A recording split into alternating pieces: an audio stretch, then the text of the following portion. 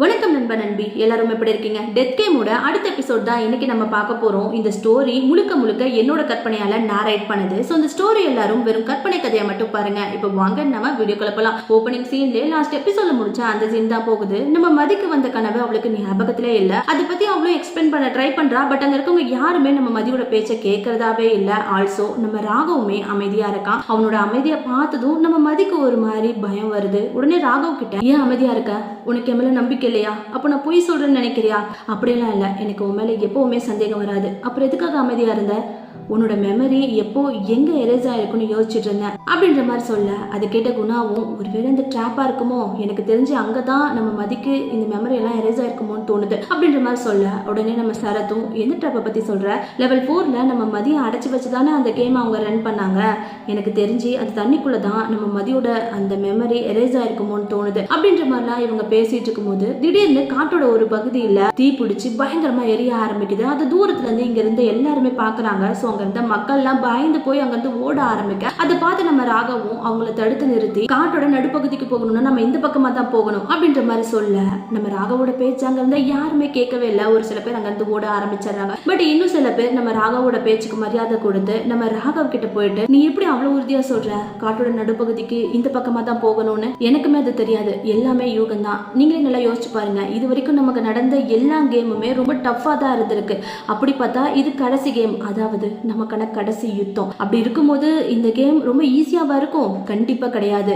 எந்த அளவுக்கு டஃபா இருக்குமோ அந்த அளவுக்கு தான் டஃபா இருக்கும். எங்களுக்கு அது தெரியும், இந்த கேம் கண்டிப்பா டஃபா தான் இருக்கும். ஆனா காட்டோட நடுப்பகுதிக்கு இந்த பக்கம் தான் போகணும் நீ சொன்னல, அதே எப்படி சொன்ன? அதை ஃபர்ஸ்ட் சொல்லு. நீங்களே ஒரு விஷயம் நல்லா யோசிச்சு பாருங்க, உங்களோட உயிர் உங்ககிட்ட இல்லாம வேற ஒரு பொருள்ல இருக்கு. அந்த பொருளை திருடுறதுக்கு நிறைய திருடனுங்க இருக்கானுங்க. ஆனா அந்த திருடனுங்களை பத்தி உங்களுக்கு எதுவுமே தெரியாது. அப்படி இருக்கும்போது யாருமே தெரியாத அந்த திருடனை தேடி நீங்க போவீங்களா, இல்ல உங்க உயிரை பாதுகாத்துட்டு அந்த உயிர் கூட இருப்பீங்களா அப்படின்ற மாதிரி கேட்க, உடனே அந்த நபரும், நான் என் உயிரை தான் பாதுகாத்துட்டு இருப்பேன். எக்ஸாக்ட்லி, எனக்கு தெரிஞ்சு அந்த டீமன்ஸோட டாஸ்க் அதோட இதயத்தை பாதுகாக்கணும். சோ அந்த இதயத்தை தாண்டி அது வரப்போறது கிடையாது. நாமளும் பயந்து போய் அந்த டீமன்ஸ் கிட்ட போக மாட்டோம். சோ இதுதான் இந்த கேமா இருக்கும். அதை வச்சுதான் சொல்றேன், காட்டோட நடுப்பகுதி இந்த பக்கமா தான் இருக்கும்னு அப்படின்ற மாதிரி சொல்ல, அங்கிருந்த எல்லாருமே ராகவோட பேச்சு நம்பி ராகவ் கூட போக ஆரம்பிக்கிறாங்க. கொஞ்சம் தூரம் போனதுமே அந்த இடம் ரொம்ப சூடாக ஆரம்பிக்குது. அந்த சமயம் நம்ம மதி ஒரு விஷயத்தை பார்த்து பயங்கரமா ஷாக் ஆகிறா. என்னடான்னு எல்லாரும் திரும்பி பார்த்தா அந்த டீமன்ஸ் கிட்டத்தட்ட அந்த இடத்துல மொத்தம் 6 டீமன்ஸ் இருக்கு. அது 6மே இவங்க எல்லாரையும் நோக்கி வேகமா ஓடி வந்துட்டு இருக்கு. அந்த டீமன்ஸ் உடம்பு முழுக்க நெருப்பு எரிஞ்சுகிட்டு இருக்கு. அதை பார்த்த இவங்க எல்லாரும் பயந்து போயிட்டு, நம்ம ராகவ் கூட ஒரு சில பேர் வந்திருப்பாங்க இல்லையா, அவங்க நம்ம ராகவ் பேச்சை கேட்டு தப்பான முடிவை எடுத்துட்டோம் அப்படின்ற மாதிரிலாம் பயந்து போய் அங்க இருந்து ஓட ஆரம்பிக்கிறாங்க. அதை பார்த்து ராகவுமே அந்த பசங்களை ஸ்டாப் பண்ண ட்ரை பண்ணுவாங்க. பட் அவங்க காதலே வாங்காம அங்க இருந்து ஓடி போயிடுறாங்க.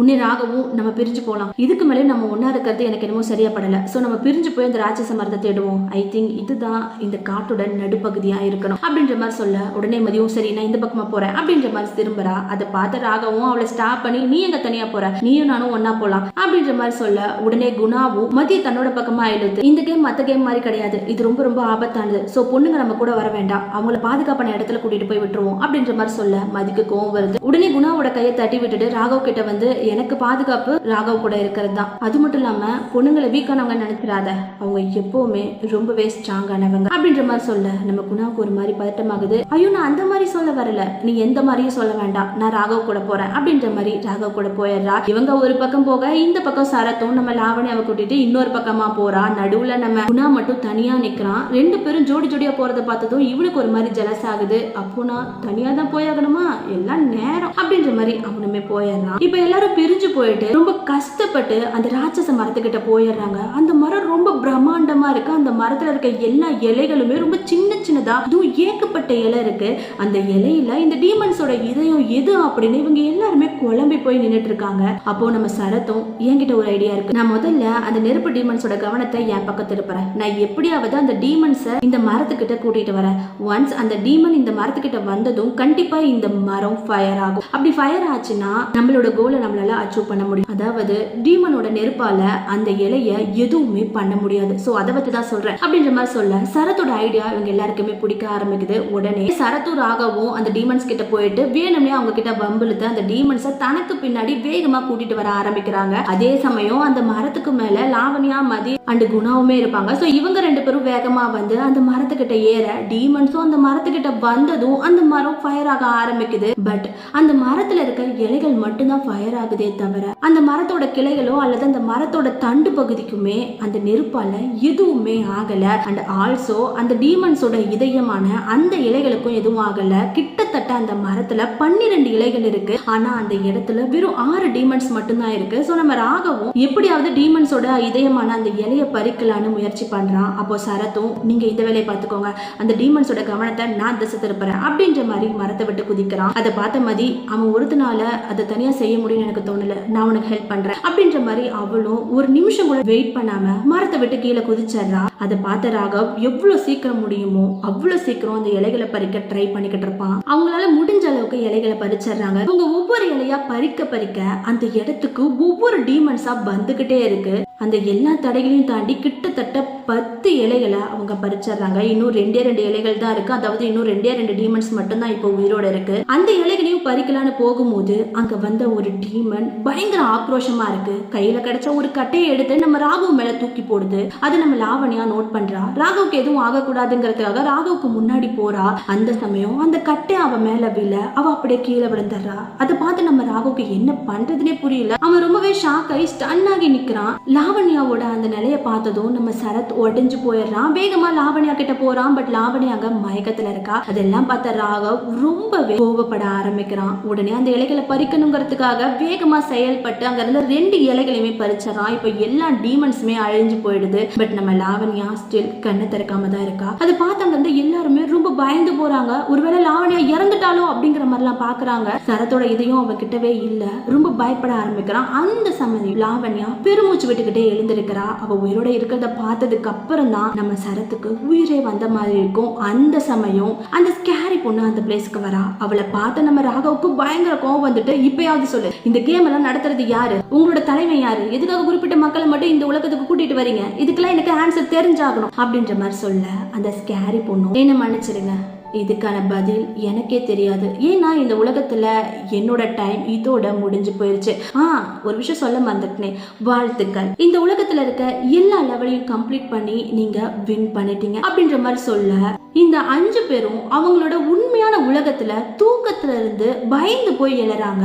எஸ், இவ்வளவு நேரம் மரண உலகத்துல அவங்களோட உயிருக்காக போராடிக்கிட்டு இருந்த இவங்க எல்லாருமே இப்போ அவங்களோட உண்மையான உலகத்துல படுக்கையில இருந்து எழுந்திருக்கிறாங்க. ராகவ் அவனோட வீட்டுல இருக்கான், மதி ஹாஸ்பிட்டல்ல இருக்கா, லாவண்யாவும் அவளோட சொந்த ஊருக்கு போயிருப்பான். அண்ட் குணாவும் சரத்தும் ஒரு காட்டுக்கு நடுவுல கார்ல தூக்கத்துல இருந்து எழுந்திருக்கிறாங்க. அப்போ எல்லாருமே ரொம்ப ஷாக் ஆகுறாங்க. அண்ட் நடந்த எல்லாமே அவங்களுக்கு ஞாபகமும் வர ஆரம்பிக்குது. அப்போ நடந்த எல்லாத்தையுமே அவங்க புரிஞ்சுக்க ஆரம்பிக்கிறாங்க. அன்னைக்கான டேட்டை பாக்குறாங்க. அப்போ நம்ம ராகவும் அப்படின்னா இதுதான் விஷயமா அப்படின்ற மாதிரி ரொம்பவே ஷாக் ஆகுறான். அதாவது சரியா 6 நாளைக்கு முன்னாடி இவங்க எல்லாரும் இந்த ட்ரெயின்ல டிராவல் பண்ணிருப்பாங்க இல்லையா. அப்போ அந்த ட்ரெயின் ஒரு டனலை கிராஸ் பண்ணி ஆகணும். சரியா அப்போ நைட்டு 12:51 அந்த டனலுக்குள்ள 12:51க்கு அந்த ட்ரெயின் என்டர் ஆயிருக்கு. பட் 12:54க்குலாம் அந்த ட்ரெயின் டனலை விட்டு வெளியில வந்திருக்கு. வெறும் 4 நிமிஷத்துல அந்த ட்ரெயின் டனலை கிராஸ் பண்ணிருக்கு. அதுக்கு வாய்ப்பே கிடையாது. அது நைட் டைம் அப்படிங்கறதுனால நிறைய பேர் அது கவனிக்கவே இல்லை. பட் ஒரு சிலர் இந்த டைம் வித்தியாசத்தை கண்டுபிடிக்கிறாங்க.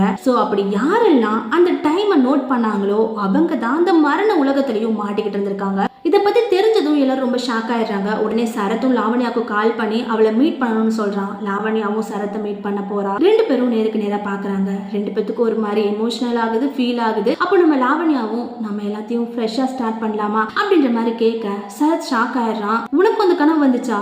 ஆமா அப்படின்ற மாதிரி 2 பேரும் ஒன்னு சேர்ந்துடுறாங்க. சோ இப்படியே டைம் போகுது. அடுத்த நாள் ஆகுது. வழக்கம் போல நம்ம லாவண்யாவும் சரத்தும் ஆபீஸ் போயிடுறாங்க. அந்த இடத்துக்கு நம்ம குணாவும் வந்து ஜாயிண்ட் ஆயிக்கிறான். இவங்க 3 பேத்துக்குமே அந்த கனவு அப்படியே ஞாபகத்துல இருக்கு. சோ நடந்தது எதுவுமே கனவு இல்ல, அது எல்லாமே உண்மைதான் அப்படிங்கிற மாதிரி இவங்க கொஞ்சம் நம்ப ஆரம்பிக்கிறாங்க. அந்த சமயம் முன்னாடி ஒரு பொண்ணு போறா. அதை பார்த்து நம்ம சரத்தும் மதி அப்படின்ற மாதிரி கூப்பிட மதியும் திரும்புறா. அவளை பார்த்த சரத்தும் உனக்கும் அந்த கனவு நல்லாவே ஞாபகம் இருக்கு, நம்ம எல்லாருக்குமே நம்ம கனவு ஞாபகம் இருக்கு அப்படின்னா அந்த ராகவுக்கும் ஞாபகம் இருக்கும் தானே அப்படின்ற மாதிரி நம்ம மதி கிட்ட குணாவும் உன்னை பார்க்க வந்தானா அப்படின்ற மாதிரி கேட்டு முடிக்கிறதுக்குள்ள அவளை பார்க்கத்தான் நான் இவ்வளவு தூரம் வந்திருக்கேன் அப்படிங்கிற ஒரு குரல். என்னடான்னு திரும்பி பார்த்தா அங்க நம்ம ராகவ் வந்து நிக்கிறான். ராகவ பார்த்ததும் நம்ம மதிக்கு ரொம்ப எமோஷனல் ஆகுது, ஃபீல் ஆகுது. உடனே ராகவ் கிட்ட போய் போயிட்டு, உண்மையாவே நீ என்ன பார்க்க தான் வந்தியா? ஆமா, நான் தான் உனக்கு ப்ராமிஸ் பண்ணேன் இல்லையா, நம்மளோட உண்மையான உலகத்துக்கு போனதும் நான் நிச்சயமா உன்னை வந்து மீட் பண்ணுவேன்னு, ஸோ அதனால தான் வந்திருக்கேன் அப்படின்ற மாதிரி அவன் கையில ஒரு ஃபைல் வச்சிருப்பான். அதை நம்ம மதி கிட்ட கொடுக்க, மதியம் அதை ஓபன் பண்ணி பார்க்கறா. அதுல அவனோட மார்க் ஷீட், ரெஸ்யூம், அவனோட பேங்க் ஸ்டேட்மெண்ட் அப்படின்ற மாதிரி அவனோட